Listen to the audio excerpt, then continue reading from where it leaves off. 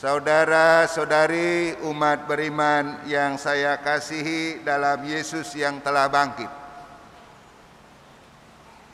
Karya dan gerak gereja semakin luas dan bermacam-macam ragam. Gereja dewasa ini sedang menghadapi berbagai macam peristiwa yang kadang-kadang tidak enak. Ada tantangan, ada situasi kehidupan yang selalu menantang kita.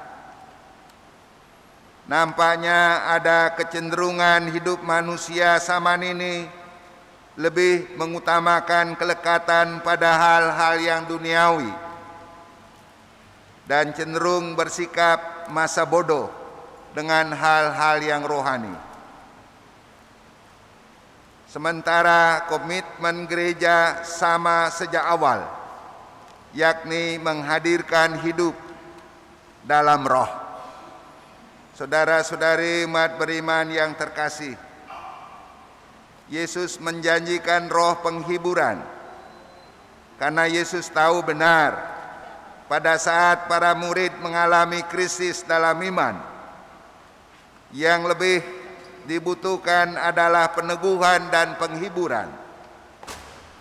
Roh Kuduslah yang akan diutus menjadi peneguh dan penghibur umat manusia.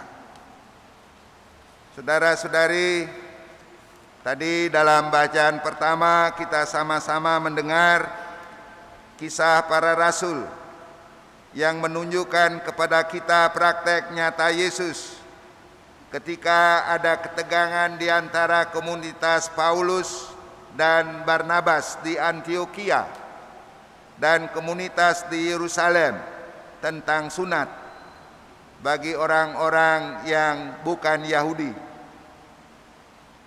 Apa yang mereka lakukan? Mereka duduk bersama untuk menyelesaikan persoalan yang terjadi dengan penuh kasih. Itu artinya ada semangat persaudaraan, juga semangat saling menghormati. Umat beriman yang saya kasihi, setelah kebangkitan dan kenaikan Yesus ke surga, Yesus hadir bagi umatnya dalam Roh Kudus. Roh Kudus yang akan memberikan makna kepada janji-janji Yesus.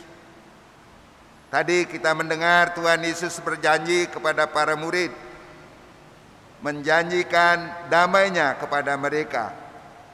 Damai sejahtera kutinggalkan bagimu, damai sejahtera kuberikan kepadamu. Salam, saudara-saudari, dimengerti sebagai damai, damai sejahtera, harmoni. Damai sejahtera itulah yang diberikan Yesus kepada para murid-Nya. Mengalami damai sejahtera, saudara-saudari, berarti mengalami saat berahmat, hidup di dalam keselamatan Tuhan. Maka Yesus mengharapkan agar para murid hidup dalam damai sejahtera dengan saling mengasihi dan saling mengampuni. Yesus ingin agar para murid mengalami kepenuhan hidup, meskipun ada banyak perselisihan, pertengkaran di komunitas mereka. Umat beriman yang terkasih, dewasa ini gereja mengalami banyak tantangan iman. Tetapi Roh Kudus, yakni Roh Yesus yang telah bangkit, menjamin para murid-Nya untuk tidak takut dan merasa panik. Dia katakan, jangan gelisah dan jangan gentar hatimu. Inilah kasih Yesus yang luar biasa, saudara-saudari. Ketika Dia naik ke surga, kita semua diajak untuk hidup dalam damai Roh Kudus.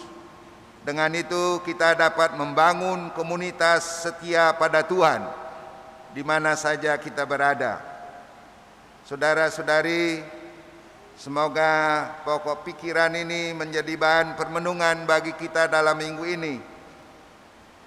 Di saat-saat kita menghadapi berbagai macam tantangan hidup Di saat-saat kita tidak mampu menghadapi semuanya itu, Yesus menjanjikan Roh Kudus bagi kita yang percaya untuk melanjutkan misi dan perjuangannya di dalam hidup bersama. Semoga sesudah kita mendengarkan firman dan merenungkannya, kita semua saya undang berdiri bersama-sama mendaraskan doa aku percaya. Aku percaya